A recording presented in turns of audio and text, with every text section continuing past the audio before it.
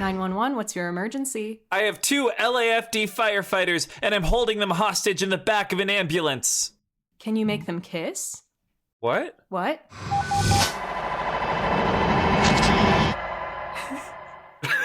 I like it. I like it too. God, it's so stupid, but it's also so true to life, isn't it? Isn't it? Guys, it's Buddy Maxing week from what I've been hearing. Buddy Maxing week. This Nashville crossover is coming this week, and for some reason they've decided to market it like purely on the back of Buddy, which is kind of understandable. It's like they've realized that, like, as a last-ditch effort that they have nothing else going for them. They realize that it's the only thing people are talking about at this point in front of everyone. Guys, we've done this dance before. And all I'm going to say is, if you do fall for it again, just remember that illustration of the guy who gave up on his mining right before he found reached all those diamonds. Yeah. You don't want to be that guy. So to the people who are falling for it again, I say, you've sunk too much cost into this fallacy. Exactly. And you can't give up now because you're in too You're deep. our heroes. You're our heroes. Shout out to everyone on the front lines of the Buddy War, because this is a war and we're taking it home. It's the only war that matters. This is going to be our year. This is going to be our year. Agreed. Anyways, welcome back to the First Respodcast, everybody. Welcome back. It's a good week to be a 911 fan, I think, because even if nobody canon this week, I feel like I am just happy to be given Buddy fan service again. Like, unfortunately, it works on me where I'm like, well, at least we'll get like a bunch of Buddy scenes at the very least. Yeah. At least we get to see them on our screens. Give us good fodder for fics, that sort of thing. We've been starved for so long that this is enough now. You know how, like, is it proven that Stockholm Syndrome was, like, made up? Is that proven? That is what I have heard. I would offer a counter argument to those people and say, I mean, here we are, And I think Stockholm Syndrome, like, as it was originally invented, was kind of based in some iffy stuff, but like coercion and like this sort of manipulative relationship, that's a real thing. Doing the sort of stick and carrot thing, that's real. When you have like nothing but bad days, like with your partner, or in this case this show, and then you have like a really good day, it's like intoxicating. It's like, you're giving me a million reasons to let you go. You're giving me a million reasons to quit the show. But baby, I just need one good one to stay. Yeah, it's like we're being love bombed by the 911 franchise right now in the form of Buddy stills. And we are. And it's what we deserve, It's what we deserve. Maybe it is. But today we are discussing an interesting little episode called it's not that interesting. It's called really not. Season 5, Episode 6, Brawl in Cell Block 911, directed by Paula Hunziker. This is the only episode of the show she ever directed, but TV director. Written by Andrew Myers, which, credit where credit is due, this is a bit of a Buddy-licious episode, which we were talking about before getting on the mic, that's kind of like the one thing this episode has going for it, because outside of the Buddy moments, it is a bit of a nothing 911 episode. Yeah, I don't know if the kids are still saying nothing burgers, but like this is like a nothing burger with like, some sesame seeds on the bun, with like a nice like crisp crunchy romaine, like a nice little sauce. It's like they remembered the pickles, but they forgot the burger patty on this nothing burger. Yeah, exactly. It's like you have all the fixins, but like where's the meat? But in that regard, I feel like we've also been kind of spoiled by the media that we've been consuming recently, in terms of both like depiction and also discussion. Jane, you are deep in the How to Get Away with Murder. I don't want to call it a well. I'll call it the rabbit hole. You're deep down the rabbit hole on that show, aren't you? I'm in the jacuzzi, I would say. because it started as a rewatch, but I only ever made it to like season 3 on my initial watch when I was a middle schooler when this show was first airing. And now I'm rewatching and I've gotten to season 4, the part I've never watched, and I'm just having such a great time. And like, if you've never gotten stoned and watched How to Get Away with Murder, I would highly recommend it, because you're just staring at the screen like, oh my God, this is so juicy. Viola Davis is so good at acting. This yaoi is so toxic. Inject it all into my veins. The redemption arcs, the deaths. Ugh, I just go crazy for it.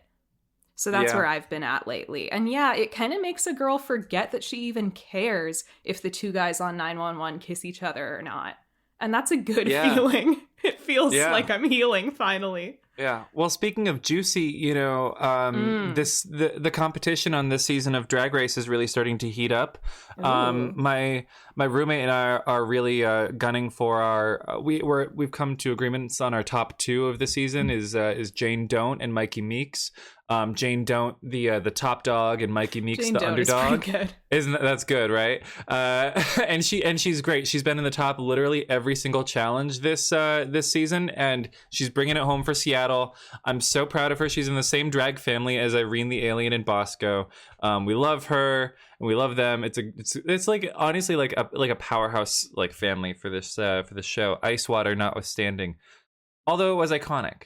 Yeah, that's kind of what we've been up to. I've been watching the new season of The Pit. And it's so good. But not because I hate it, but just because I haven't gotten around to it. Because I don't hate that show, contrary to what Ryan might have you believe. This season is so good. However, I heard they have an ice storyline coming up. So that will be interesting to see the way that they approach that. But hey, that also has lots of debauchery in fandom. I saw that video again of those British guys hitting each other with chairs and kissing and smoking cigs.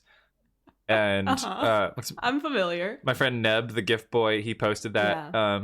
I replied, they doing this to Dennis Whitaker on AO3. And I got a ton of requests for links. For examples. Well, I wouldn't know about that. But I did watch this episode of 911, Brawl in Cell Block 911. We have another like media reference here, I guess. I think it's a reference to Brawl in Cell Block 99, which is a movie. But like for some reason I thought there was an older movie with a name like this. So who knows? Who knows? So how are we feeling about this episode going into it? Because I feel like we're kind of aligned. I already said we talked about it as a nothing burger. The whole burger description. Let's just get into the episode. I don't. Let's talk about it. Okay, it's yeah. I think we should just get into it. We'll talk about it as we go. Open with. First of all, a Folsom Prison Blues needle drop, because the editor was in that suite, like deadline approaching in 2 hours, like, oh my God, what's a song about prisons? Picked the first one that came up. Oh wait, hold on. Brawl in Cell Block 911. I need to look up when this episode came out. Apparently there's a 2017 film called Brawl in Cell Block 99. Wait, that's what you just said. That. Listen, I don't listen to women. I don't listen to women. True. Yeah, Look at this, you guys. So this came out in November of 2021, and James Gunn's The Suicide Squad came out in, I believe, August of 2021.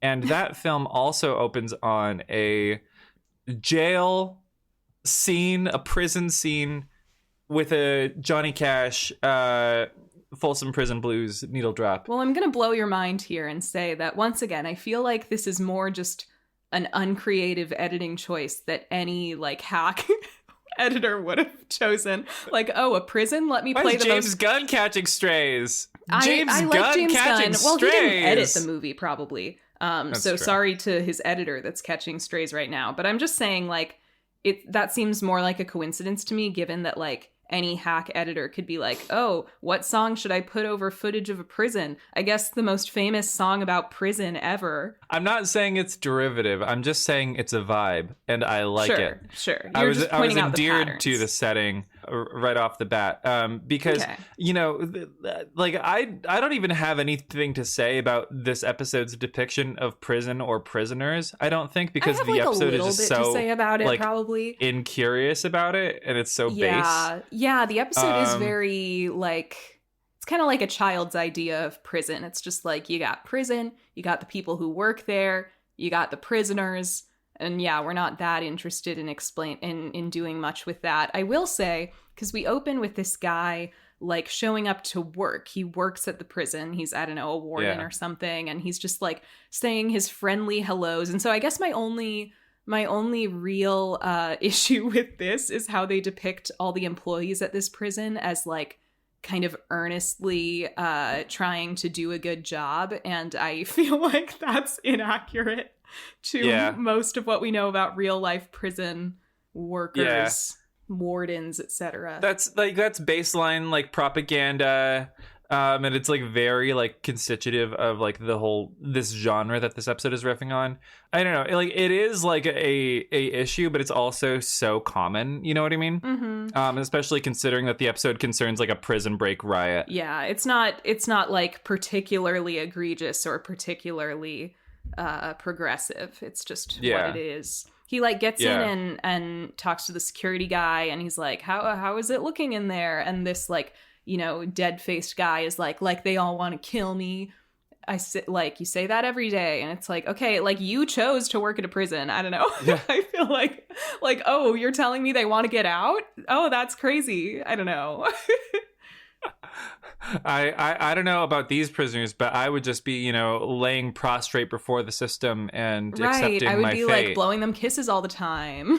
Yeah, I'd be so happy to be flirty, there. You know, just making the best out of it. You know, make the best out of your given circumstances. He says hi to he's past the infirmary. He says hi to the doctor. You know what I mean? They just have like a brief little like passing like exchange of pleasantries. And then he goes to his colleague and says that he is apparently being placed on assignment with this one prisoner because apparently he's the only guard that this prisoner likes. Well, first we hear that like he's got to be on high alert because the prisoners are acting up more than usual. They're more agitated than usual. It seems like somebody's agitating them. And it's like, okay. So that's, I guess, foreshadowing that there's a riot a-brewing. But again, it's one of those things where it's like, yeah, I would be agitated too if I was in prison. Yeah, it's foreshadowing that's never expanded on, which is funny. Because like there's not like some grand conspiracy and like with like the new warden regime change. Right, it's not revealed that this guy was like a cult leader on the inside. Although that would be great. That would be like it would be pure more Riverdale entertaining territory. Television. Yes. Yeah. Like, say what you want about Riverdale and how, like, nonsensical it is and how, like, cheesy and bad the writing is. I would never say that about Riverdale. I think it's perfect. That's what I'm saying, is that, like, it's perfect. It's a perfect piece of art because it's fully committed to camp and what I call, like, the Shyamalan school of writing people how no people have ever talked before. Mm-hmm. And, like, it works for that show because it's, like, perfectly in the tone and vibe of that show. But he goes over to this maximum security cell, essentially. It's like one of those really depressing LED lit white cinder block cells with like iron like bars or like gates or whatever.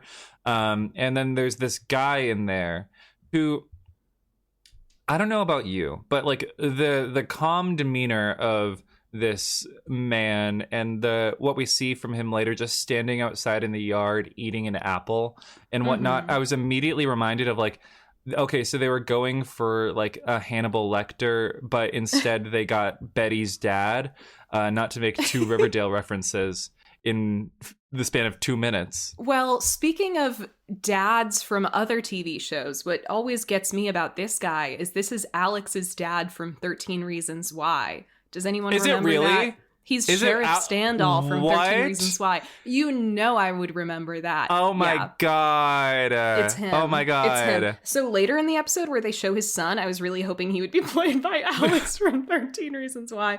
But alas, he was not. I mean, they do have that like that same like shade of like like aggressive blonde hair that you see with like his kid in this episode. That like no grown man should have. Exactly. It's like, God, dye that shit already.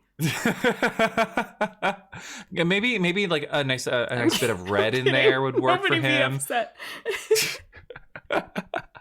Oh, I'm sorry. The most marginalized and oppressed people in society. No, that's the thing. Is it's funny to randomly marginalize like a just normal group of people for no reason. I don't care for the Danish. They're a sick people. Right. But so you see, like, you know, the towers, the guards have rifles and all that. It's a regular prison. This guard, we've all seen him over here. He's timing the little yard time this guy gets with his apple and in the sunny, you know, Southern California sky. Now, towards the end of his yard time, he goes to drop his apple on the ground because he's done with it, and he says, "No littering." It bends over and picks it up and walks back over to Officer McGarty and tosses it in the compost bin, I guess, and is shackled once again, but not for long. Not for long, because they're brought back into the cell block at the same time that this like elementary school class lineup of other prisoners is walking through. And what should happen, but one of the guys, bald, has a shiv. One of the guys, bald. He's got a shank, and he stabs McGarty. And oh my God, it's a prison break. It's a riot. Where's, what's his name? Mr. Bald Guy from Prison Break, who played Captain Cold. What's his name? Who's the guy? I don't remember his name. I don't know if anybody knows that guy's name. I'm literally going to look it up. I'm not gonna look it up. I'm not gonna look it up. Cares? I'm not gonna do it. Come on, we don't owe that guy anything. Bald guy from Prison Break. Didn't he get married to Miley Cyrus's mom? Am I tripping? You are tripping. I think he's gay. Isn't he gay? I mean the older bald guy. Aren't they? Are they both bald on Prison Break? Yo. I never watched that show. Wait, oh my God, that show is bald for bald. They literally are two bald guys on Prison Break. You guys, that's kind of amazing. Like, that's kind of subversive. Yes, Dominic Purcell, the older bald guy, I swear he married Tish Cyrus. Yeah, he married Tish Cyrus. I'm not crazy. Okay. I meant young bald guy on Prison Break. I meant young bald guy, Wentworth Miller. That's the guy. Again, nobody knows that guy's name. I'm sorry. Sorry to this man. Well, that's because he has an extremely British name, because he's a British-born American actor. His full name is Wentworth Earl Miller III. He sounds like the Duke of York. And he's from a place called Chipping Norton, Oxfordshire. No. Wait, but he was born to American parents? This guy's life is crazy. So he's like a pretender? He's a pretender. He's a fake Brit. Oh, just like you. Well, and his dad is black. That's interesting. I mean, yeah, not he's like half that black interesting. And people... I didn't realize that. Yeah, a lot of people don't know that he has a half-black father. Okay, this is one thing I remember about this guy. He used to play a guy on The Flash named Leonard Snart. And I remember Captain Cold. I briefly watched that show as like a middle schooler with my dad, and I remember at the time being like, Leonard Snart. And to this day, I think that is a funny name. Played by a guy with a funny name. Did they make Captain Cold gay? They did. Oh, they did make him gay. Yeah, they made him gay with Ray. Wow. Well, who the hell is Ray? The Ray. You don't know about the Ray? Well, Why let me tell you about the Ray. No, please. That's okay. We should get back to what we were talking about. This is what we talked about, like, going into this. Like, when an episode is a nothing burger, we're just going to go on insane tangents. He was played by Russell Tovey. Or Tovey. I've never known how that guy's name is pronounced. Okay, cool. Love the gay representation on... Isn't he the guy that passes around all of, like, the new gay bottoms in Hollywood? Why would I know that? He's buddy with Ryan Murphy, and I think he had... Why would I know that? He was hanging out with Kit Connor for a while. He was hanging out with Pedro Pascal. He was hanging out with, like, everyone. I'm sure he and Richard Madden had a sordid, dark, steamy affair at one point or another. Listen, if you turn out to be wrong about this is, like, straight up defamation. It's not defamation. Russell Tovey, I'm telling you, he passes them around like nobody's business. This is it's crazy. Insane. We need to get back to the topic at hand. I'm old enough to remember when the only gay guy on The Flash was that guy played by the guy who was in the deaf production, of Spring Awakening. Yeah, I can't believe West. You know that. Well, actually, I can. Jane. I was like, guy from a production of Spring Awakening who was in a DC show. Actually, that is right up. Who was gay? Okay, I'm sorry. Back to the task at hand. That's slander. That's slander. Yes. What just happened? Yes. Russell has nothing on me. You're right. So the prison calls Josh. Josh gets a call. They call Josh. Josh gets a call on like the special prison to 911 line, being like, "Hey, we have a code yellow. There's a fucking prison break happening right now." And Josh is like, "Is this a joke?" I don't remember what he says, but he's like, "Is this real? Is this a drill?" And is this real life? Yeah. Mm-hmm. Is this just fantasy? The ventilation system is pushing smoke through. I hope you caught the look that I just gave you through the phone.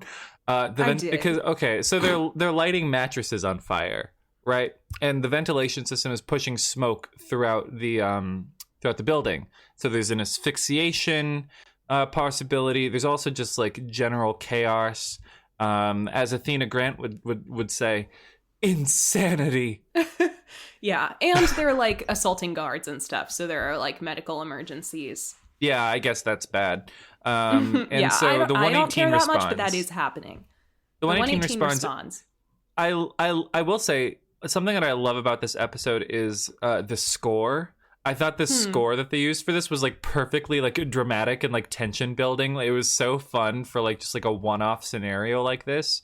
That's interesting because I did not notice that at all. Well, I feel like it paired really well with like out the score of this show. That's because there's usually not that much to tune out anyways, in terms of like anything notable. It's usually just like yeah. But what works in this is that they pair it really well with just like really fast-paced editing and like a really like strong sense of tension and urgency in the first half of the episode. That goes away as quickly as it comes in. But for now, I'm really enjoying the fast cutting that's happening. The immediate like get into like the setup of here. So they're plotting things out, how to get in there. Yeah, the 118 get briefed on the situation.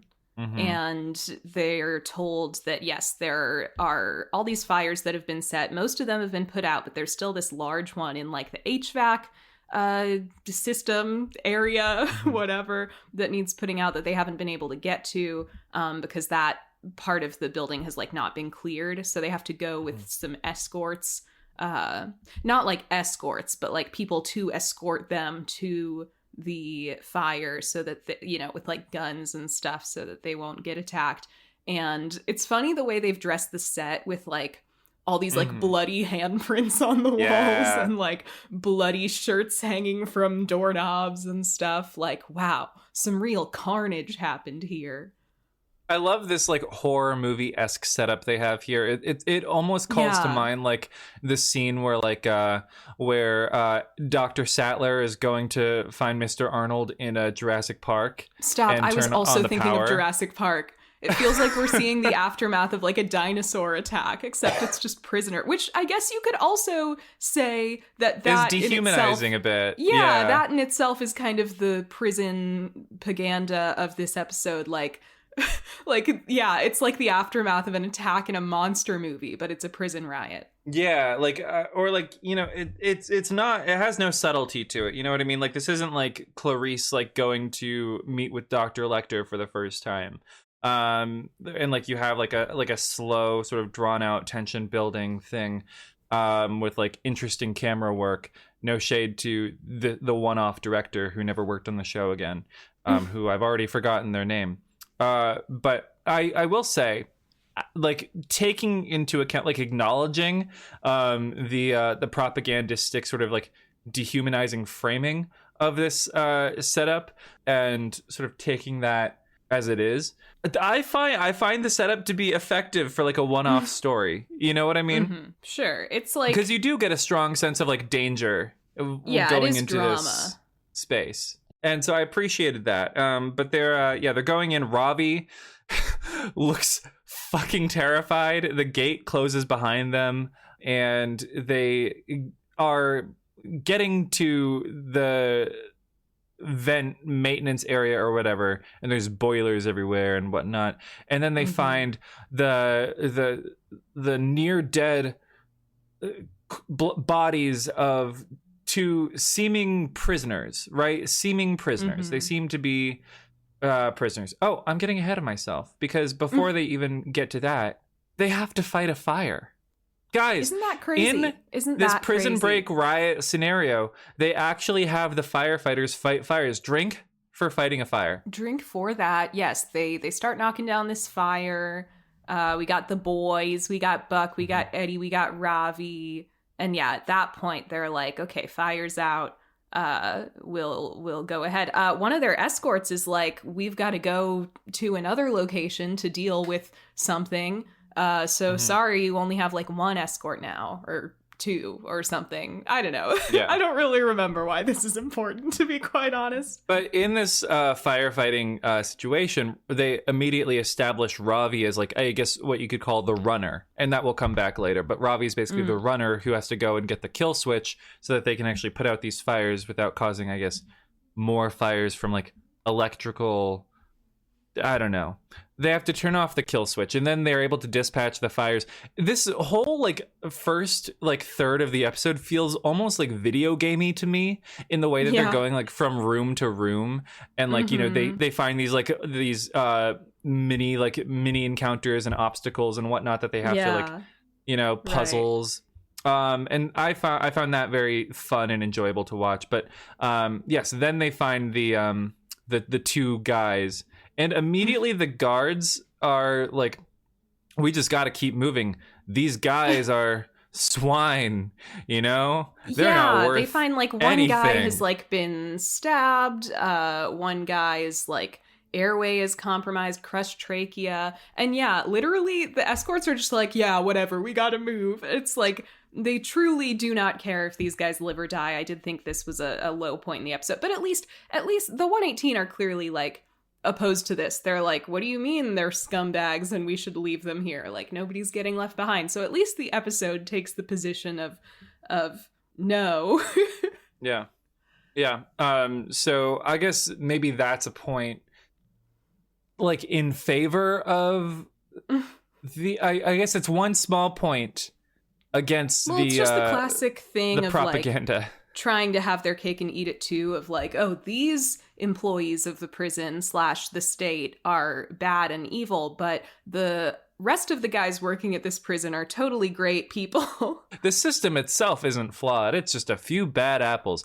Right. And yeah, so they have this nasty gash that they have to take care of. And you cut back to the control room guy or whatever, and you see just like all these different scenes of like riots breaking out, different guards being attacked, prisoners attacking each other. It seems like there might be a little bit of that as they just reclaim cell block A, C. You mean cell block 911?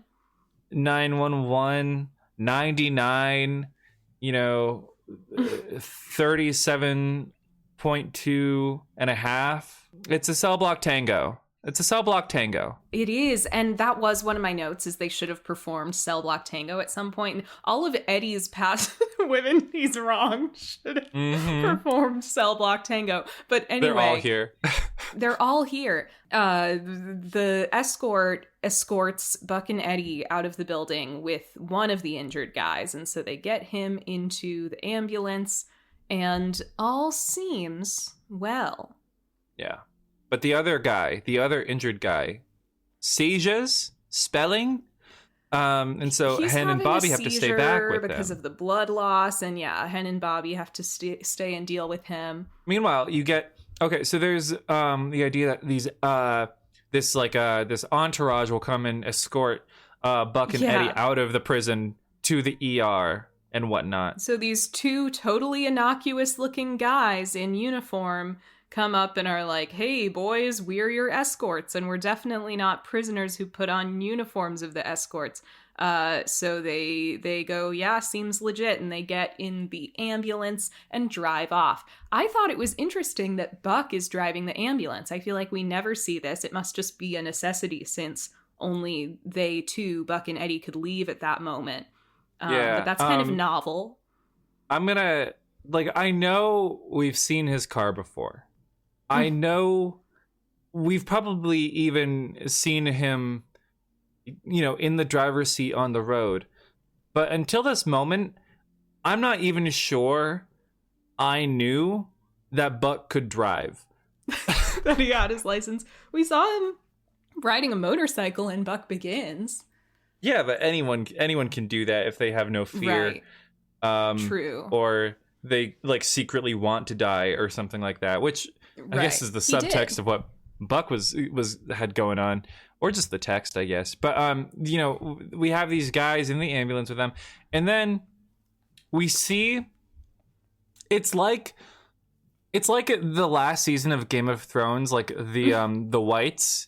The sea of whites, the ice zombies, just barreling towards the army of the north of Winterfell. It is also kind of giving zombie apocalypse, especially this moment next where Bobby, Hen, and Ravi and their patient, they all rush into the infirmary. They meet up with the doctor, and they're all they're being chased by these wild, foaming at the mouth prisoners, and they're tugging on the door as they're trying to get it closed. It's very Dawn of the Dead or something. And so it's very that. Yeah. Yeah, and they finally pull it closed. It the doctor gets his hand slammed in the door, which will be important. But that too, I think, is a little dehumanizing. It's we're not given any explanation for why these prisoners would be targeting emergency workers, I guess just because they would figure that they are there to help the wardens that they are attacking. But yeah, there's no I feel like I don't know. It's just, there's no motivation given to these people. They're not being humanized in any way. It's just well, they're prisoners and they're rioting, so they're evil and they crave carnage and destruction and they want to kill everyone in their path, like zombies, like T-Rexes. They're horror movie monsters. It's like that scene at the end of that Elizabeth Taylor movie with her little gay buddy that gets, savaged or whatnot. Suddenly Last Summer. Exactly. And because of that, yeah, there's no relationships between the prisoners and the guards, or the prisoners and the emergency medical staff or whatnot that you'd actually expect in an institution like this, other than that one, the bargain bin Hannibal Lecter guy, and his favorite little, Officer McGarty. Bald twink. Is he twink? He's not a twink. I just couldn't think of another word for a man. We can call him a bald poppy. A bald poppy. Okay. So the doctor takes a look at the patient and he's like, you guys, this isn't a prisoner. This is a guard. And they all start to realize, oh, if this guy's a guard wearing a prisoner's clothing, the other victim was probably also a guard. And presumably two prisoners swapped clothes with them. So they kind of have this horrifying realization. If these are the guards, then where are the prisoners? And then we go to the ambulance with Buck and Eddie, where unknowingly, they are transporting a wounded guard and two prisoners dressed as the escort guys. And Bobby tries radioing them. And before they can get on the radio with Bobby, this guy in the front seat points a gun at Buck, and he's like, I'm a bad guy, and so Buck can't say anything on the radio. And this guy's like, kill the lights and sirens. We're evil. We're taking you hostage. This is so romantic. It is very romantic. Identifying fanfic tropes in 911. Yes. Oh my God, we should have brought this up. Identifying fanfic tropes in 911. Buddy is taken hostage in the ambulance. And is that a fanfic trope? Can you make them kiss? What? I swear to God, I've read 1,000 fanfics where Buddy's being held hostage, sure, but specifically in an ambulance seems like just this scenario. Yeah, just this scenario. It could be like on a plane. It could be on a train. It could be in their home, at a bank, at the beach. You know, in the serial killer lair, of course. So exactly. Yes, Mark Pellegrino, aka Sheriff Standall, aka whatever this guy's name is, the prisoner, is in the back of the ambulance with Eddie, and this guy also reveals his cards to Eddie, who's attending to the patient. He's being medic Eddie, which is cute. This guy's like, I can't thank you boys enough. I've waited 18 years to get out of that place. Cut to commercial. Oh no, our baby boys are in trouble. They're being held hostage. Our sweet baby boys. Oh no, an iconic clip from Jane's 911 video is incoming. That's right. Because we come back from commercial and the two bad guys take Buddie out back. They've got a gun pointed at them. I paused the still frame. True. This is, I think, the frame I used in my thumbnail, but also Eddie's face in this scene is just he's just doing this sort of like big dumb angry face, but also trying to look hot throughout the scene. He's just mogging. So he's like basically pursing mogging. His lips. He's mewing. You know, he's mewing in the background while everything's happening. The bad guys, like, they search Buck and Eddie, kind of pat him down to make sure they get rid of their radios and stuff. Eddie's trying to negotiate a little. He's like, you know, we've got a patient in there who's dying. I bet you did that. And also, like, what now? Like, what are you going to do from here? We get a little flashback to how Alex's dad got out of prison. What he did is when he dropped the apple core on the ground and was told to pick it up and throw it away, he actually bent down and picked up a knife that I guess had been, like, left there for him or something. He picks up the knife, smuggles that into the prison, and then when the other guy with the shiv starts a riot, this guy also has a knife. They're able to take control, whatever.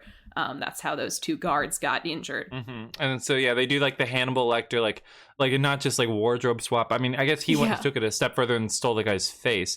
But still, it's that kind of breakout. We didn't get anything that cool in this. No, we didn't have the budget. As they're patting them down, they take Eddie's wallet out of his pocket and they're like, hey, you have a cute kid. I bet he lives with you at Eddie's full address. I can't believe we have Eddie's address now. We should dox him. Yeah. And so Buck, you know, protective father Buck. This is so romantic. Buck, like, as soon as the guy starts threatening Christopher, Buck, like, lunges forward, tries to attack, and they pistol whip him. They pistol whip him so hard right in the face. In response to this, Eddie does not give a fuck. Eddie is just standing there the whole time making the same face. Could you imagine? Like, you couldn't even cut to like a slightly distressed reaction shot of Eddie. No. Your you know, queer, like, psychosexual gay lover and father of your adopted child is having said child threatened by two armed escaped convicts who are holding you hostage. You go to lunge to, like, you have to do something. You get pistol whipped right in the face, and you stand up and you look at him, and he's just like standing there, he's like Derek mogging. Zoolander. He's standing there and he's looking at Blondie like, you think you're too cool for school, but I got news for you, Walter Cronkite. You aren't. Yeah. Like, it's so I totally see why you used this scene in your famous Ryan Guzman, the actor that you aren't. Clip. It's just, I mean, you know, you could put it down to direction, of course, as well. Like, because he doesn't even try to have a reaction. That's a moment where you as a director say, hey, Ryan, look upset when your best friend gets fucking pistol whipped right in front of you as your child is being threatened. Instead, like I said, he just keeps that, like, dumb, angry face on his face for the entire scene. How funny would it be if it was revealed that Ryan Guzman had, like, complete creative control over his character? He's like the only person in the cast who has this in his contract, but he and his lawyers negotiated it, and so this is all literally just his creative choice. That's the reality that He's like, I couldn't make too much of a face. That'd be gay. That'd be gay. You know, instead I'm just gonna stand here looking beautiful, looking baby pretty girl with my horrible haircut. That's neither here nor there. His hair is okay. I don't hate side part Eddie. he just looks very like Jimmy Two Shoes good boy guy from the 50s. Like, we've seen Ryan Guzman with really good hair, and we've seen him with really bad hair. This is not his worst look of all time, but it's certainly not. Like, it's so heterosexual, like, you know, middle America core. It looks like he should be, like, doing a telecast for, like, the local news or something. But think about this. This is the season where Eddie finally has a mental breakdown after bottling up his emotions for too long. So maybe this is a visual sign that he's repressing himself to an unhealthy degree. He has the 1950s schoolboy haircut. You're really going to just stand there and do the show's homework for it, Jane? Really? Yes. Right in front of my salad? In this particular instance, it's called analysis, Ryan. I wouldn't expect you to understand. That's because I only believe in psychoanalysis. Thank you very much. Still a form of analysis, and also disproven by most modern psychiatry. But in a literary context. Still perfectly valid.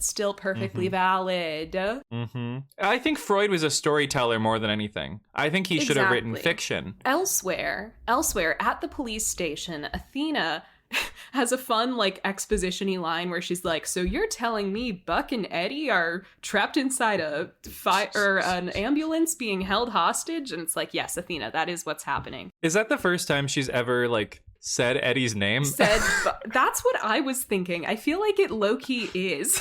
She probably said his name when he got shot because she was, like, investigating that, you know?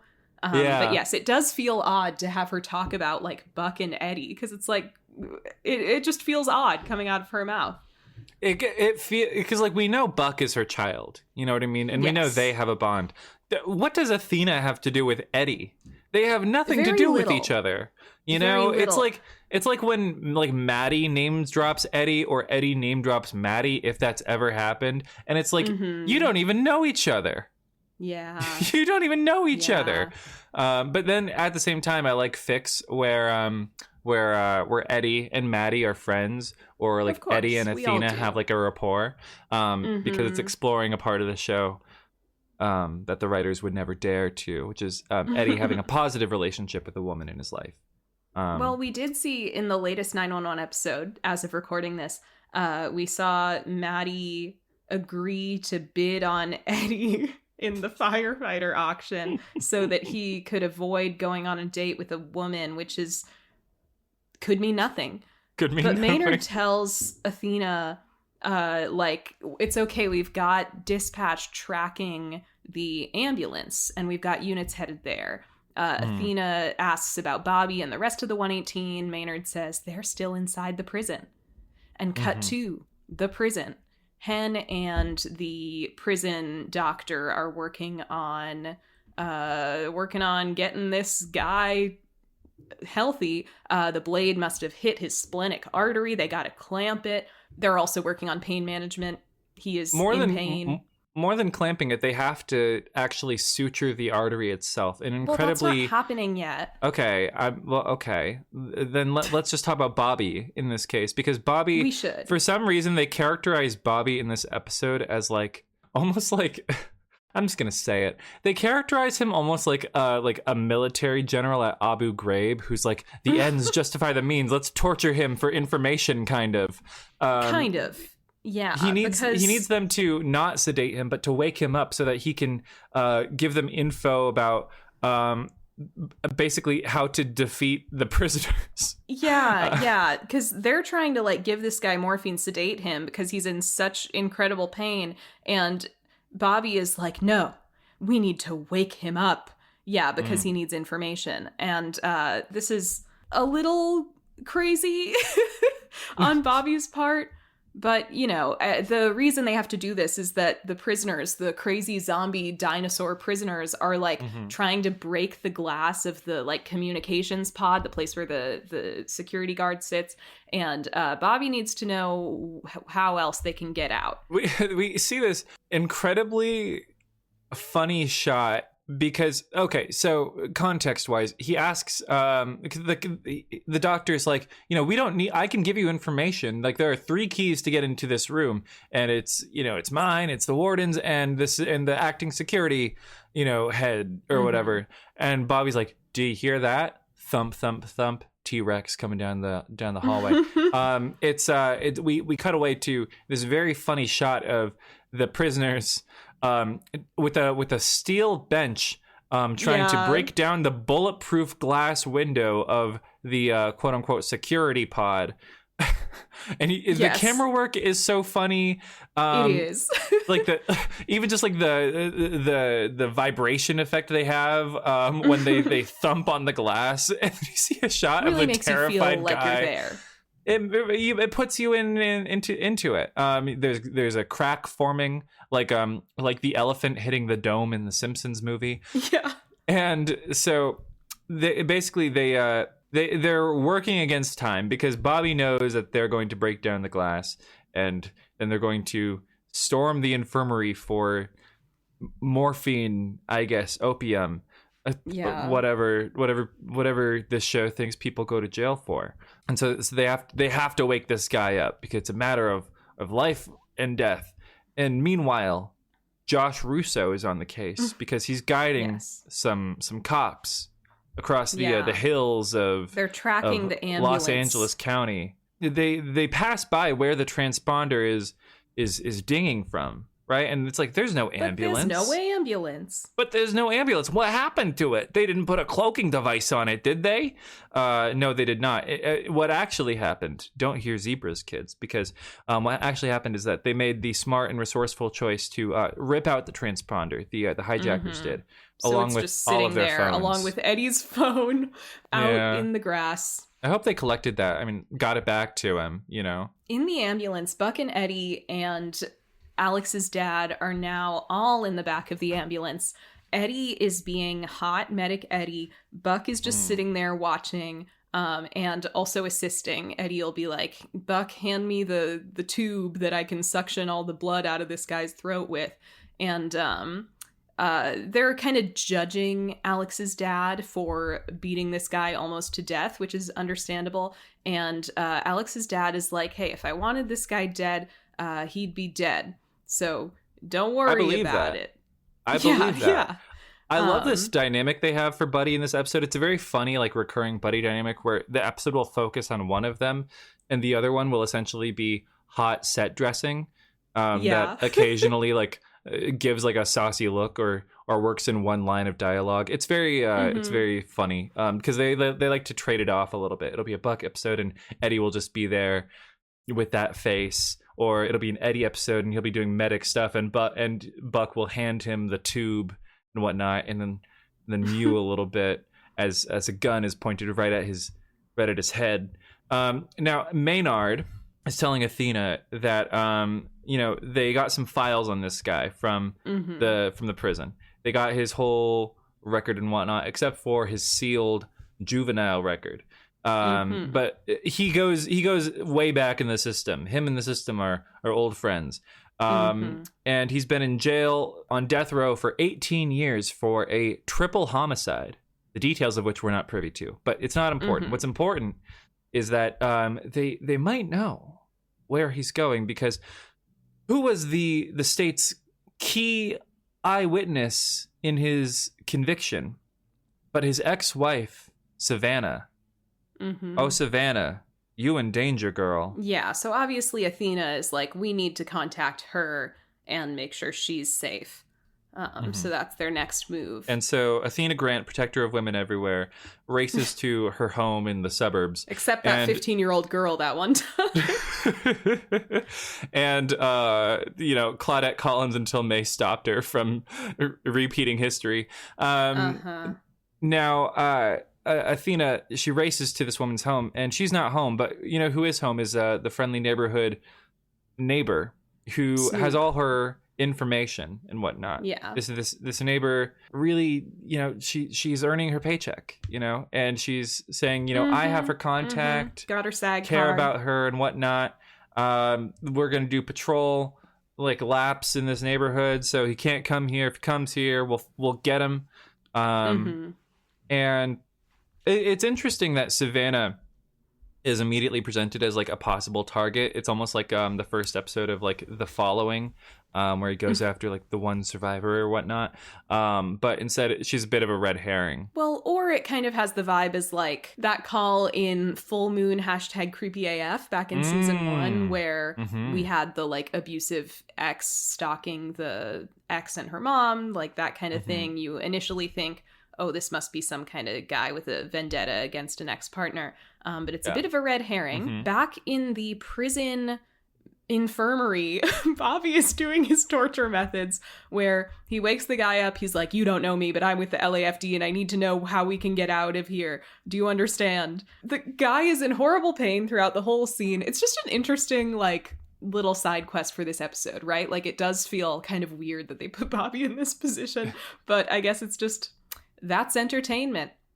Both Hen and the doctor are like, he needs with his pants falling down. Hooray, the American way. The world is a stage. The stage is a world of entertainment. I'm glad we both know that song. Everybody scream The Bandwagon, the 1957 Fred Astaire film. Sid Charisse, all those guys. Okay. Well, I know that from the Judy Garland album of the same name. That's entertainment. Fair enough. You know, we used to have a thing in this country called jazz standards, and any artist with any self-respect would do all the jazz standards, and now you just come up with your own original bullshit, and it's bad most of the time because nobody cares about the standards anymore. Well, guess what, Jane? God made me a little monster, and I'm so glad he did, because you know who can have her cake and eat it too in that regard? I was literally just thinking that. The one who can last have her cake bastion of American music tradition, that is Lady Gaga. Yes!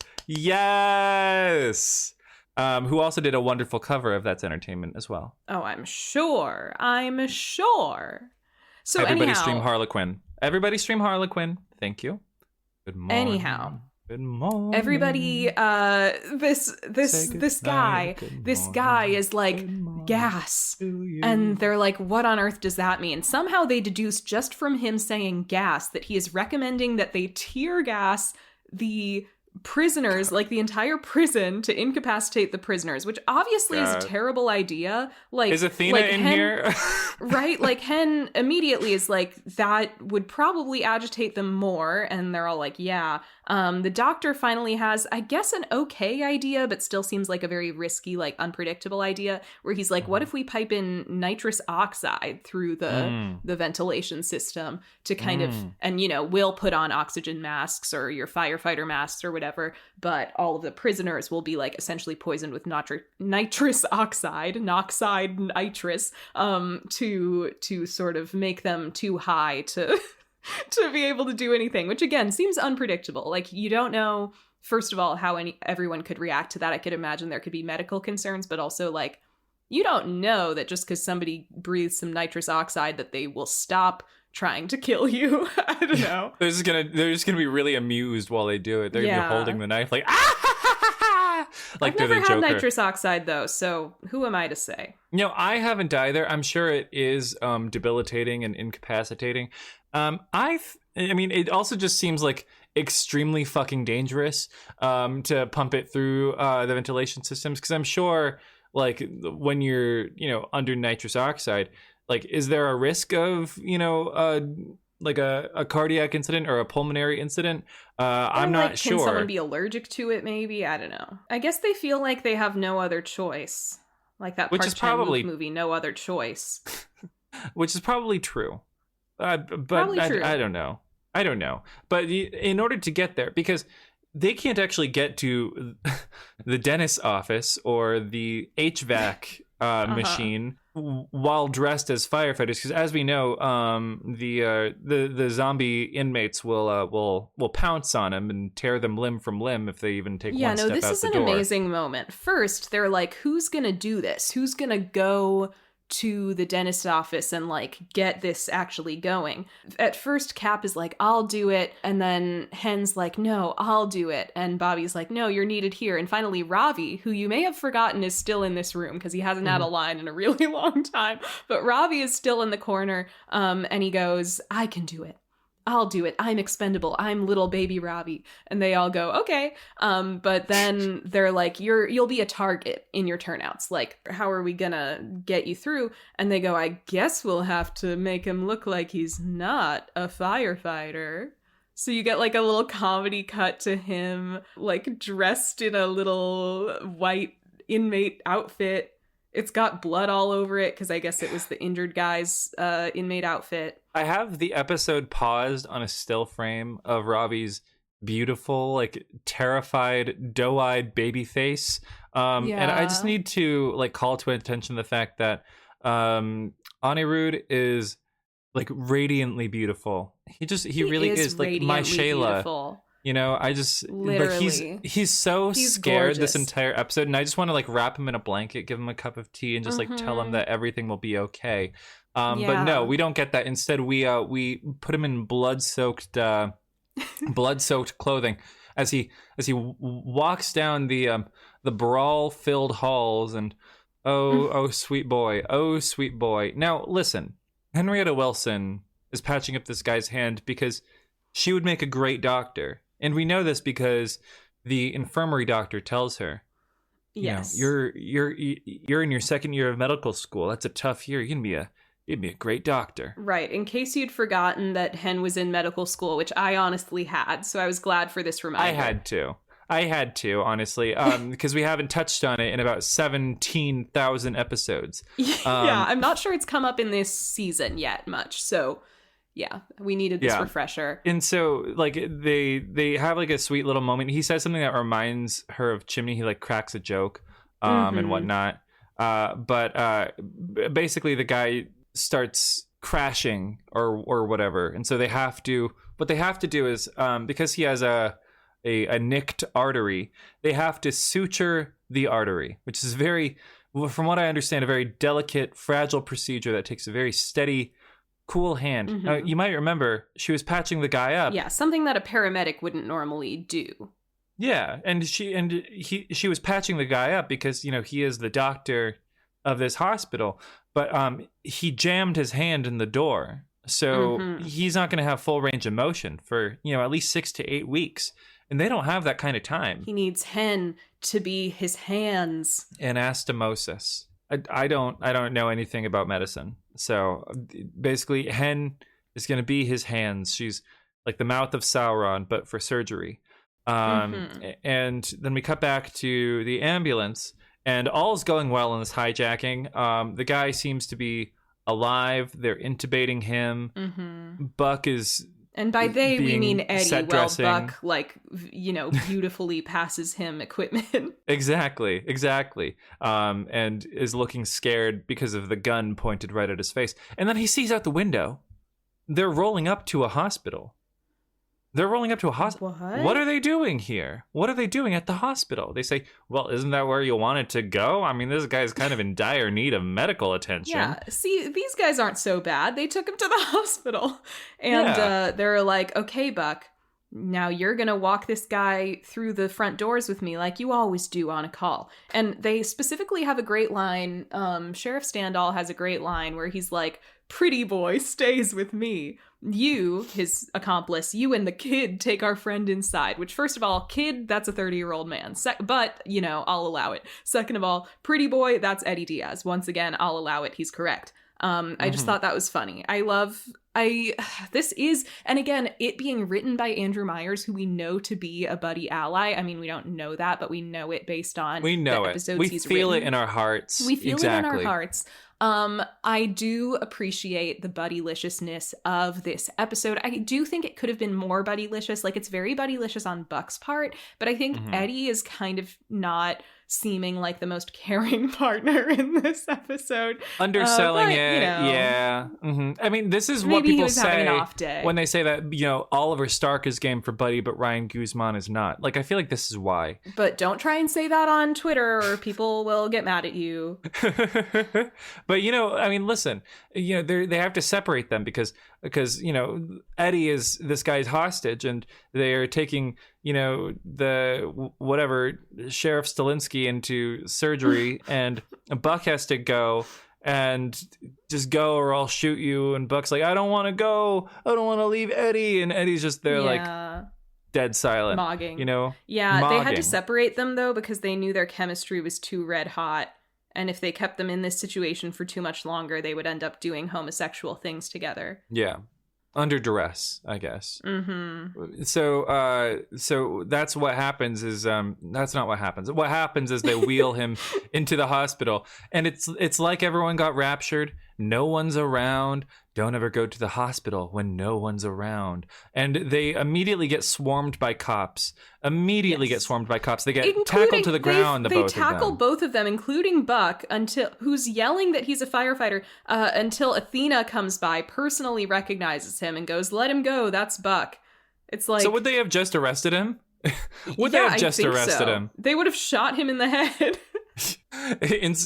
Just as an example, exactly, to set an example for the other guy. It's like neither of them were visibly armed, so you'd think they could have started by just being like, hey, put your hands up, like step away from the stretcher. But no, they just went in right for the tackle before knowing anything. We're the kinds of people that like right-wingers use to like straw man like stupid liberals who are like, why couldn't they just aim for the leg? And like we're like, I guess we're the scapegoats for that conversation. Like, look at these idiots. They don't know anything about the grisly world of law enforcement.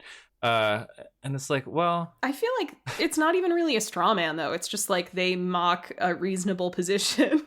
Yeah, that's the thing. That's the like, thing. That's a better way to put it. What's the problem with this argument?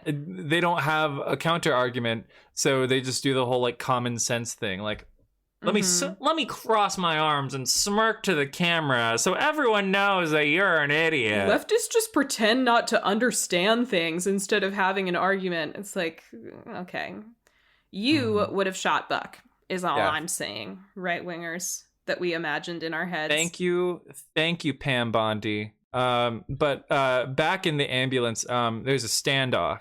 There's a standoff with Standal, and standoff with Standal, yes. And so then he starts, I guess, expositing, and there's this absolute mid-off happening in this scene with, pretty boy Ryan Guzman and Sheriff Standal, who is trying to, I guess, give like a bit of pathos to his performance here by giving his dramatic, I guess, motivation for this whole scheme, this whole stunt. Buck is worried, as he often is, and he's doing more in like a look than Ryan Guzman has done in his entire career. Yeah, I'm sorry, but it's true. And so they're just over here like, oh, my son is in the ICU. He needs a heart transplant. And I'm the only one who can give it to him. So my plan is to bump him up the list and force the government's hand and give my heart to save my son. And it's like, who the hell cares? Who cares? Yeah, I mean, it could be interesting that like, okay, you don't have to like this guy, but like he just wants to do this thing for his son. He doesn't even want his son to know. And so, yeah, I would just let him have it. But we hear later that there are various reasons why they can't do that. Which are genuinely good reasons that we can talk about later. But yeah, we go to commercial and then come back, and Ravi is walking through the halls of the prison, terrified, so scared, sweating bullets. So scared. He passes some inmates and they're like, hey, who are you? Do I know you? And instead of, he's kind of, I'm sorry, Ravi can't really improvise in the moment. So he just kind of walks past, like keeps walking, and somehow is able to do that without like getting jumped. So good for him. Yeah, I guess it's he took the New York approach of like just fucking mind your own business, just ignore and it. Eventually they'll lose interest. I don't know. I was hoping that we would get like a tracking shot of the guys following him like the Raptors, but no, we don't do that. Instead, we see Bobby walking down the hall in his turnouts. I guess it's more justifiable for Bobby to put himself in harm's way in walking in his turnouts, but also that hall seems abandoned. They're doing two different things in tandem. Back in the doctor's office, the infirmary, the doctor is instructing Hen on how to do the sutures. He says an interesting thing where he's like, okay, just like, even sutures, just like they taught you in home ec class. And Hen is like, I took shop. And you're like, okay, lesbian. And also it's like, this old guy doctor kind of had this notion about like, oh, you're a girl, you must have taken home ec. I didn't even have a home ec class at my high school, but I went to a weird hippie high school for losers, so that's fair. I don't think we had a traditional home ec class. We had a food class. I took the foods class, so I learned how to make like pico de gallo and like homemade eggs Benedict, like hollandaise sauce. Like, wow, that's fancy. They were like, what staple foods are these kids going to need to learn for their own survival? What about eggs Benedict and pico de gallo? We'll teach them how to make canapes. And to this day, I don't know how to sew. So anytime I've had to like mend clothes, even if it's something as simple as a button, I've had to pass it off to a friend. Who's and better you with recently a sewing were telling needle. me about how bad you are at cooking, so I guess neither of these, even the skill you were taught, didn't really stick. Although it's not like that much cooking. I mean, pico de gallo doesn't involve any cooking. You're just putting ingredients together. Yeah, basically just dicing and dousing it in cilantro. But you're a cilantro guy. You're a soap gene. I'm a soap gene, yeah. Wow. Yeah, I wish I had like a slur to call you. There should be one. I think it's just white boy. I was in a relationship with a Puerto Rican guy, and he loved to cook. And like the minute I told him I had the soap gene, I could just see the writing on the wall. Like, this isn't going to work out. No, that should have been the deal breaker, to be quite honest. I just kind of think like controversial take. I think people who don't like cilantro because of the gene, I think they're making it up. I think they're lying. I don't think that's real. Wow. I think it's all a bunch of people desperate for attention. So they act all like, I don't like the taste of cilantro. It tastes like soap to me. It's like, grow up. Not trusting my lived experience. Wow. This is victim blaming is what's happening. This is gaslighting, straw manning, moving the goalpost, and victim blaming. Yes. And because of this, I'll never be your male wife. I'll never be your male wife because of this. Have you forgotten that we are already in a committed lavender marriage? Yeah. So why haven't you, committed lavender cooked for the family? Because you're my male wife. That's your job. I know it is. I'm literally a housewife right now. I've been like cleaning the apartment, and like I'm like with the TV on. You put a little frilly apron on to do it. I've been putting on the rubber gloves to like clean my bathtub. You know what I mean? And like I've had like the bucket with like the sponge and whatnot, and I've just been like just going at it. I felt like a bit like Florence Pugh in that awful Harry Styles movie. Sure. What was that movie called? I'm Harry Styles. Don't worry, darling. You're the Harry Styles. You're Harry Styles. Oh my God, our lavender marriage is being directed by Olivia Wilde, director of Booksmart. Wow. I liked Booksmart, so that's fine with me. I did too. Beanie Feldstein, love her to death. That's my girl right there. I would never love a woman to death. I would only love them while they're alive and only try and prolong their lives. Anyway, what about Eddie Diaz? That's different. So Eddie is a woman in. I don't have the energy to have this conversation. Hen starts doing the sutures. She sutures him right up. She does a good job because she's good at everything. She's Hen. And that's pretty much that on that. She'd be a good doctor, but unfortunately that would require writing her off the show. So instead she just ties off the artery in this incredibly complex and delicate surgery and finds her passion. Meanwhile, Ravi finds his passion for being a little runner. A little runner. For turning the ventilation system Turning on the ventilation system. Bobby starts pumping in laughing gas in this very funny tracking shot of like just following the tubing. The tube. Yeah, the tubing that the gas is presumably flowing through. Did they manually speed up the footage? It like stutters in places that makes it look like it was like happened in post. It's a very funny piece of editing. So he lets Hen know that it's happening.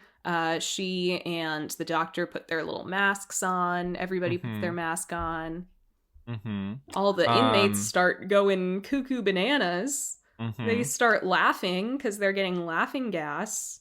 It's a little old-timey Boston insane asylum. He passes a gas mask to the guy in the security office or whatnot.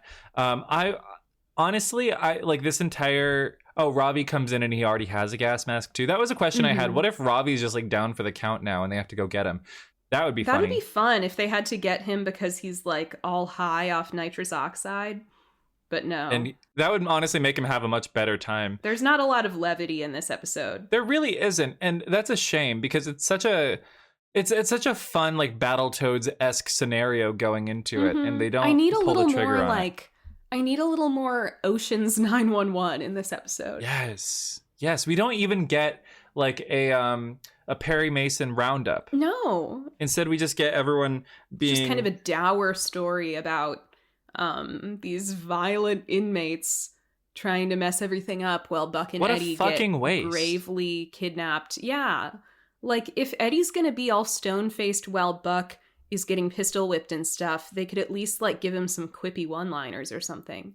Yeah. You know, Buck could get pistol whipped and Eddie could be like, that just happened.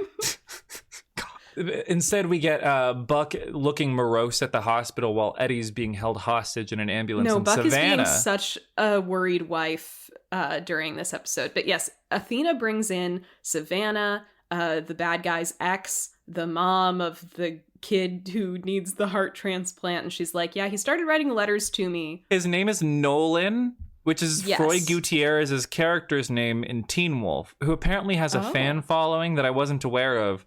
I don't know if anyone in our audience has seen my Teen Wolf video, but it was funny to me to have this kid named Nolan, because in Teen Wolf I always called him No Thoughts Nolan because Froy's a bad actor and has a stupid vacant face on his face. Oh, he is. He has that vacant expression all the time. No Thoughts Nolan. No Thoughts Nolan. I love that. This is No Heart Nolan. And he needs his heart from his daddy. And so Savannah is there. She's giving like expository backstory like 25 minutes into the episode. And it's like, oh, do we really need this at this point? This feels very overwrought.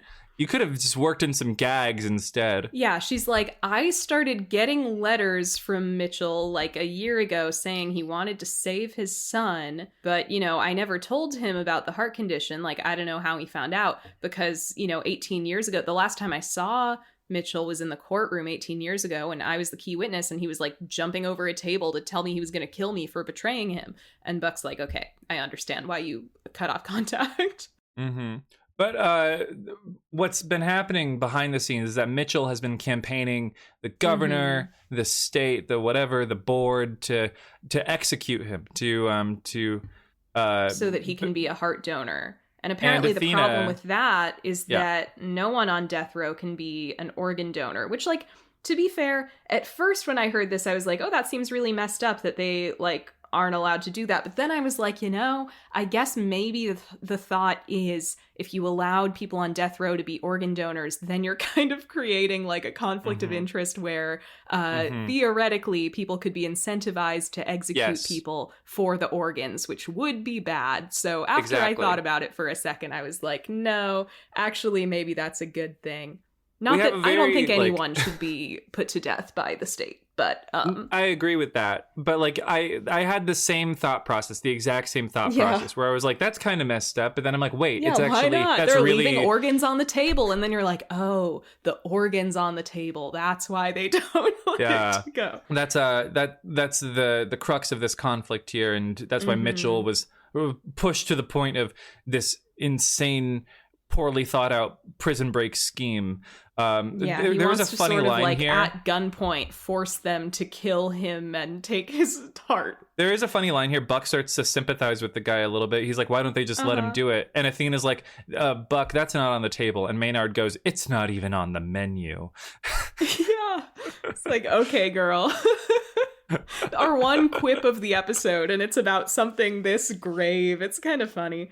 And it's from Maynard, of all people. It may be Maynard's best line in the entire show. Like the most serious character on the show, in a way. Like, well, I guess she had that line about nosy Karens and their smartphones. That was her attempt at making a joke. That was cringe. She ate this Everything one. Everything Maynard does is cringe because she's a chief of police. Except for this line. Elaine, you ate that one thing. Heartbreaking. The worst person you know said something really funny. Also, I think I mixed that up. She's not the chief of police. She's a police captain. Who cares? My apologies. I wouldn't want to give her more authority than she deserves credit for. Well, you know what? Elaine Maynard doesn't exist. So at least we can take solace in that. But we end this scene on the little cliffhanger of Maynard being like, well, Buck, we're going to try and negotiate with him and like get him to give up. And Buck's like, and if he doesn't? And Maynard says, we take the ambulance. And of course, that's troubling for Buck because his husband Eddie is in there. And it's troubling for us, the audience, because we have to go back into the ambulance and watch them just dick around, right? And I just want to speed through this scene because it's such bullshit. And it like all the ambulance stuff, the stuff with the guy, the racist Randian guy, just grinds the episode to a complete halt, and the pacing never recovers. So basically, Eddie is like, what's going on? He's like, why don't I repeat the information that we just learned and whatnot? I'm trying to do one good thing here. And Eddie's like, this only ends one way. You can still get out of this and whatnot. Whatever, man. Who cares? And so Eddie goes to open the door, and it seems like he got through to the guy. And Eddie has his hands up. He's like, we're coming out, you know? Athena gets a call from Bobby. Bobby's like, everyone's fine. Whatever. We dropped the guy from at the hospital. And then, but he says, how are Buddie doing? And Athena's like, well, half of them are doing great. The other half, not so great. And so Eddie walks out with his hands up. He devised this scheme where Taylor Kelly would push the story, but then the guy is like, I don't want this being tied to my kid. I don't want him to know that I'm his father. I don't want people to know that I'm his father. I'm like, shit, I wouldn't want people to know that you're my father if your Twitter is anything to go by, sir. True. Even if you weren't a triple murderer, I wouldn't want somebody with the digital footprint of this guy to be my father. Yeah, and so No Thoughts Nolan is apparently the best kid in the family, and so that's why he wants to save him so hard, because he's the only one that didn't go to jail. He didn't go to jail, and he cries a single tear. He just had no thoughts. Cries a single tear. Eddie goes out with his hands up. He's like, we're coming out. Not that way. Unfortunately. Sadly. Not yet. 2026. Not yet. You know? 2026, you guys. I can feel it. It's happening this time. And then what's his face comes... The diamonds are right around the corner. Racist dude comes out and puts his hand on Eddie's shoulder, and he whispers in his ear, for Israel. And then he blows his brains out. Okay, I feel like I should clarify that I cut a part out of this episode where we went on a tangent talking about how the actor playing the death row guy, Mark Pellegrino, has fallen down an insane right-wing rabbit hole and has a very bigoted Twitter presence. So that's why we keep referencing that. That's not you didn't hallucinate that. Well, yes, in a shock move, he shoots himself because he's trying to create... He says, one more promise, Eddie. When he asks about the donor, my son can never know it was me. And Eddie's like, what do you mean? And then he shoots himself in the head. You know, he's trying to, sure, death row inmates can't donate their organs, but maybe if I kill myself right outside a hospital, they'll let me donate my organs. And so Buck, this is so romantic, you guys. This is so romantic. Inside, Buck hears the gunshot and immediately thinks, oh, my beautiful wife Eddie has been shot. He does his thing that he's been known to do at times, like in the Eddie Begins episode, where he runs out just absolutely feral, screaming, Eddie! And, but instead of finding Eddie with his guts splattered all over the parking lot, he finds Eddie doing CPR on brain dead, presumably, guy, Mitchell, Sheriff Standall. And he's like, Buck, go get a crash cart. This guy shot himself. They need to prep an OR. Not for this guy, but for the kid who needs the heart. Go. And Buck's like, okay. He shifts his mindset very quickly from protecting husband to... I love how I keep using husband and wife interchangeably to refer to Buck and Eddie in their dynamic together, but we all know why that is. Yeah, we know why. That's just how they are. Versatility is a much coveted human trait, and it's good to see two baddies embodying it on primetime television. It's like whether they are each other's husbands or wives basically changes moment to moment on this show, and we need to keep up with that. Now, it bears repeating, just how romantic this scene is. It's featured... Really is. The clip has gone, omega platinum in my house. It's used in fan edits all the time. And, last night, I rewatched the documentary, The Celluloid Closet. Great documentary. Oh, the one made by James Somerton? It's funny. Because I was watching some H-Bomb, and I was like, I should rewatch The Celluloid Closet, because I hadn't watched it since I was 15. And I wanted to disentangle it from James Somerton in my brain. And there was this moment in the documentary where writer Susie Bright makes a very prescient observation. She says something along the lines of, I don't have the direct quote up in front of me, but she says something along the lines of, lesbians will watch an entire movie just for one more look at Joan Crawford in that black top. And that's how I felt about this episode. I would have watched the entire episode just for that moment of Buck running out of the hospital screaming, Eddie! Eddie! Eddie! That's Joan Crawford in the black top right there. And yeah, it's the best part of the episode. It really is. That and terrified precious boy Ravi, who bewilderingly was not promoted to main cast after this episode. But. Yeah. What the fuck? I know. But elsewhere, after the climactic moment, Eddie comes out, not that way, but he comes out into the hospital waiting room to go sit by the mother of No Thoughts Nolan.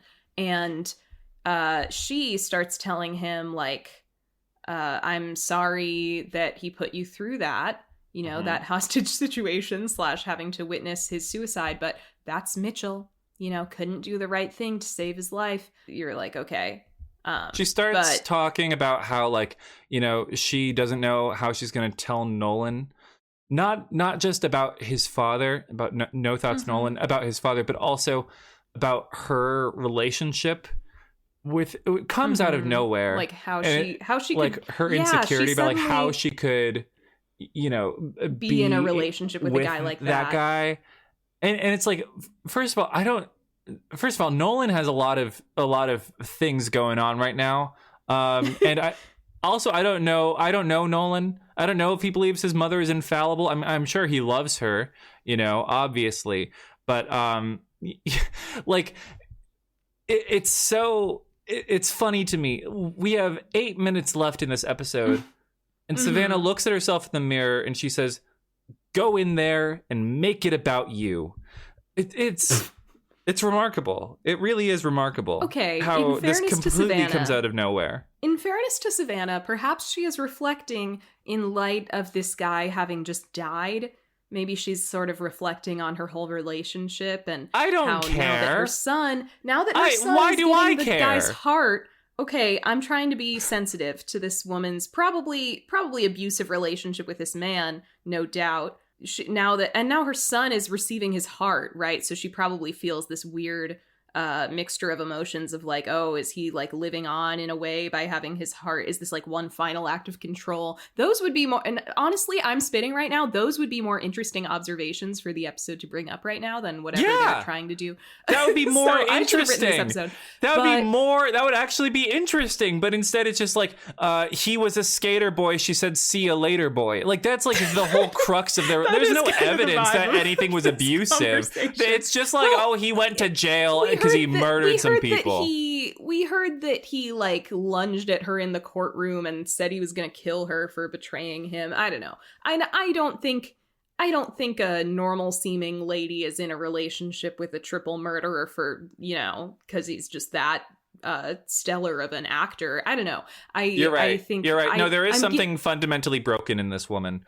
As Athena Grant once said, for serial killer, for psychopaths. Yeah. As Athena Grant once said. But I will give her the benefit of the doubt in terms of just sort of like musing about all of this stuff. But yes, episode wise, it's like not really what we care about at this point. She can muse about it all she wants, but why do I have to hear about it? Is my take. Why couldn't she have done that off screen? Is what you're saying? Yes, Eddie gives her some very bland reassurance about like whatever bad choices he made were his choices, and you were brave to testify against him. And she's like, I did it for Nolan. I didn't want him to be touched by any of this. And Eddie's like, well, he didn't, the dad didn't want the kid to be touched by this either, because the last thing he said was that he didn't want Nolan to know. But it's like, he did do this selfish thing of like insisting, going to the trouble of like creating an entire extremely dangerous like prison riot and hostage situation. And ultimately like ending his own life in a very traumatic way that will be traumatic for everyone involved, including the son, Shirley, whenever he finds out about it, so that he could, again, kind of in a way, like exert one last bit of control over his son and ex's lives, like, and now through no choice of his own, seemingly, like we never hear if Nolan got a choice in this matter, but we would assume no. Nolan has to take his father's heart, which literally doesn't mean anything like, about the spirit of his father living on. But like, I can see how as the kid, you might not like that idea if you don't like your dad and he's a triple murderer. So I don't know. But it's not like the show gives voice to that, It's not like the show gives voice to the character of Nolan. He doesn't have a single line. I'm agreeing with you. I'm saying I don't have much patience for this scene where Eddie tries to be like, it's okay. He cared about his son in the end. It's like, I don't know. This is kind of just a terrible situation for everyone involved. It's so bizarre. Eddie's like running defense for this guy who's dead. Maybe he's like one of those guys who's like never speak ill of the dead or whatever. I don't know. He has one of those like Catholic sensibilities about him or whatnot. Is that what Catholics believe? He posted when Charlie Kirk died. He posted on his Instagram like, "Hey, say what you want about the guy, but it's a tragedy that he died." He went full Kristen. And oh god! And then he starred in The Queen of Versailles on Broadway and flopped. Eddie would do that. So that's the end of that bland ass scene. Nobody cares about this family, but who does is Athena Grant, because that boy will die without that heart. And so she's talking with Maynard. Maynard's like, the governor is never gonna go for this plan that you have to like get him, I guess, pardoned by the state or whatever. And so Athena quickly concocts this scheme where she's like, what if we can get them to do the surgery by not asking for a pardon, but a commuted sentence in death? Ooh, workaround. Like, okay, ooh, loophole. Sure, whatever. And I guess they go for it. That we see like in a montage them talking on the phone and smiling and whatnot, intercut with the cadaver and the boy, being surgeried. They pull out the still beating heart of this man, put it on ice. Yuck. And they put it into the guy's. But okay. By the way, this may shock some in our audience.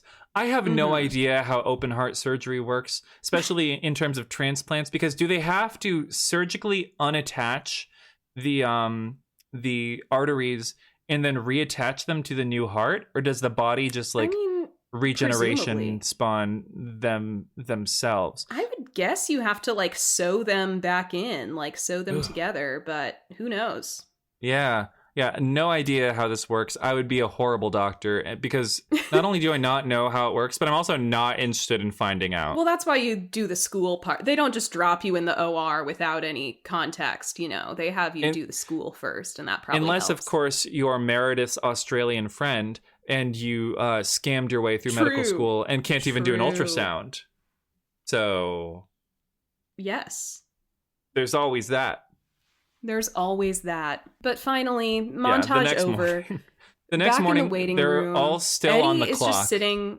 Yes, Eddie is just sitting there reading his gay little magazine. Athena is there reading her straight little magazine. Hen is there not reading a magazine because she's cool. Bobby comes in. He's like, the doctor's okay and the other guy's okay, so good for you. And Hen's like, okay, well, I gotta go. And Bobby's like, you headed home? And she goes, no, I still have class in an hour. And everybody's like, wow, Hen, you're crazy for that. Like, you're still going to class? And Hen's like, well, how am I going to be a good general surgeon if I don't go to class? And they're like, no, general surgery? A badass general surgeon. She wants to be a badass general surgeon. It's revealed that she's possibly picked a specialty as a result of this little scenario, this little situation she's been in. Pit parallels. I guess. You need to catch up, babe. You need to catch up in the pit. Yeah, because whatever. I'm busy watching How to Get Away with Murder. Dr. Mohan is having a period of self-discovery facilitated by Dr. Al-Hashimi. So, you know, catch up. Okay. But anyways, we get a little Bathina. What did your sister call Bathina? Bob-Thena. Bob-Thena. Yeah, my sister is watching the show, but she's not in the fandom, so she keeps getting the ship names wrong. She'll just, like, send me texts like, wow, I love Chatty. And I'm like, girl, it's Madney. It's Madney. Shut up. Don't call them that. She should call Buddie Educk next. Educk. I think I have, like, drilled into her brain enough that it's Buddie that she gets that one right. A little French boy named Educk. Yeah. So Hen goes off to class. The mom, Savannah, comes in and is like, he's okay. My son made it through surgery. They're wheeling him into recovery. It's all going to be okay. Eddie has put down his gay little magazine and he has his relieved face on, I guess. Savannah says, like, I can't thank you all enough, not just for what you did, but for being there with me. Wouldn't it be crazy if the show had Eddie have a romance with this lady?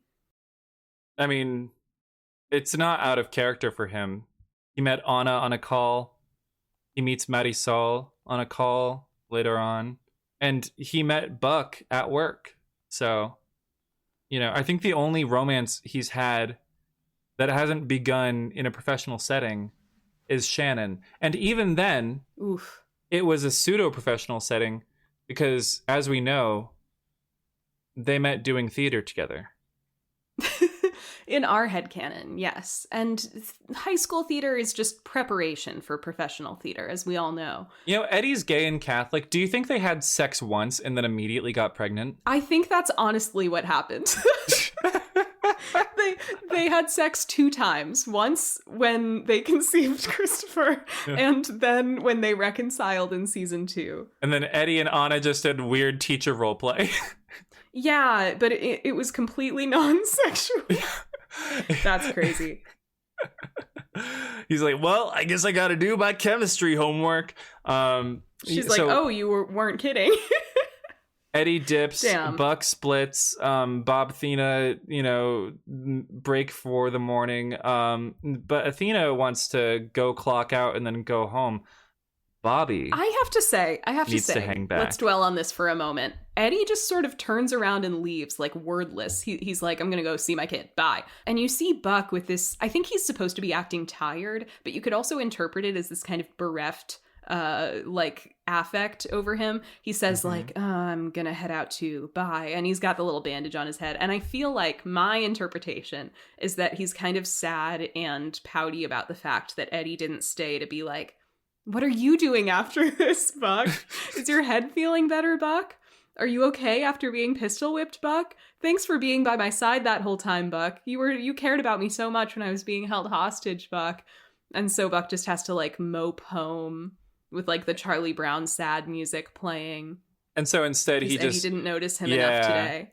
He sulks home back to his declawed girlfriend who for the last 2 episodes in a row we've found in like just chilling at his place. Yeah. I have something to say about that scene when we get to it, but for now, Bob Thena splits up because Athena goes home. Bobby hangs back to check on, recurring cast member Ravi Panikar. Yes. Who is extremely traumatized by this whole ordeal, but whose inner world we are not privy to, except through the eyes of Big Daddy over here. So he goes over to talk to Ravi, and Anirudh earns his paycheck and more. He earns a main cast paycheck, but doesn't get one. Where he's saying wage theft. He says, what just happened was really fucked up, and I feel a lot of certain ways about it. And Bobby has his first dad moment with Ravi. He says, all that danger and commotion, the hardest part is going home by yourself and, taking the uniform off and being alone and all that quiet. And Ravi is absolutely despondent, right? So Bobby suggests, to get away from all that quiet, why don't we go somewhere not so quiet? That coffee shop down the street should be open by now. And Ravi's like, yeah, but what if I don't want to talk about it? And Bobby's like, we can just go there and not talk about it. And you're like, okay, I hope everything's good with Ravi. Like, it's not actually clear, like, what part of it he's the most traumatized by, but, I guess he is traumatized. Yeah. Sweet baby boy. It's like you said, we just don't really get much of his inner world, but at least we are getting some focus on Ravi now. I think Ravi's like, isn't he like 23 or something like that? 22? I don't know canonically, but yeah, presumably early 20s. This is his Christina Ricci in Grey's Anatomy moment, I guess. Yeah. Like he just started like 2 weeks ago, and now his hand is touching a bomb and whatnot. But Buck goes back to the loft. Taylor Kelly is horrifically worried, waiting for him in her jogging being gear. A way better girlfriend than Eddie in this episode. I have to say, Taylor totally Buck care mogged Eddie in this episode. Very much so. And here's the thing. So basically, Buck doesn't reveal the details of the case to Taylor because she's press, and they wanted to keep the details discreet and free from the public eyes to protect the kid's privacy and whatnot. Yeah, and the way she's interrogating him at the end, I kind of did wonder if there would be some twist where like she's been leaking all our information, because I remember that like part of the reason they break up at the end of the season, spoilers I guess, sorry to that one person in our reviews who was like, I like the podcast, but can you stop spoiling everything? No. I think we've crossed the event horizon, but I remember part of the reason they break up is that Taylor like leaks some stuff about Jonah to the press. So I don't think that this is part of a larger thing, but it does kind of feel like at the end she's like badgering him for information with ulterior motives, perhaps. Which is fun, but at the same time, it is. This is like the second episode in a row, or like maybe the third episode in a row or whatever, where like the only thing we've seen of Taylor Kelly has been at Buck's apartment, basically just taking care of him. Girlfriend. Yeah. And it feels like the show has like declawed her in a way that I don't enjoy. Tamed this shrew. Yes. Yeah. So that's disappointing because we love the organic dynamic between Buck and Taylor as part adversarial, part like heated rivalry, part genuine care, and part like professional butting of heads / working together, and we haven't gotten like basically any of that. Like the most we've done is like seen Taylor report on the news every now and again, but she feels ancillary to Buck in a way that is like new for her character and is not a direction that I particularly care for. So that's a strike against this episode for continuing that trend, I suppose. I didn't mind it in like the Chim Fallout episode, because like that was like the first instance of this. If ever there was a time to be there for your boyfriend, I guess also that's it. Yeah, but now it's just like, oh, I hope this isn't a trend. So I guess that remains to be seen. Instead we go to Savannah doting over no consciousness Nolan, who is still, out after the surgery, and his dad's heart is in his body, and got that Alex Standal blonde hair, and Savannah just runs her hand over her son's chest. I don't know why it runs her chest over her son. That's not what happens. She runs her hand over her son's chest and is like, oh, I can feel a part of him beating in there and whatnot. And it's like, okay, sure, bye. And then the last scene of the episode, Eddie goes home and he opens Chris's door, and Chris can't hear him because he's gaming in his sleep. No, literally, they have this wonderful medium shot of Eddie leaning against the door frame, which happens to perfectly center in a way that you simply can't ignore it. The corny little poster Chris has on his bulletin board that says, "Can't hear you, I'm gaming." So that was something I wrote in my notes, is like the can't hear you, I'm gaming poster is kind of intruding on this emotional scene. But yeah, this is a classic nice Eddie scene. Chris moment. Yeah, where Eddie just like exhaustedly gets into bed with his son, and Chris is like, "What the fuck are you doing? Like, what's wrong with you?" And Eddie's like, "I'm just really glad you're my kid." And Christopher's like, "You're so weird and lame, father," which is understandable. That would be my reaction if Eddie crawled into my bed as well. You're so weird and lame. Get out of here. Yeah. And then they just laugh. That's how we end the episode. Yeah, that's how we end.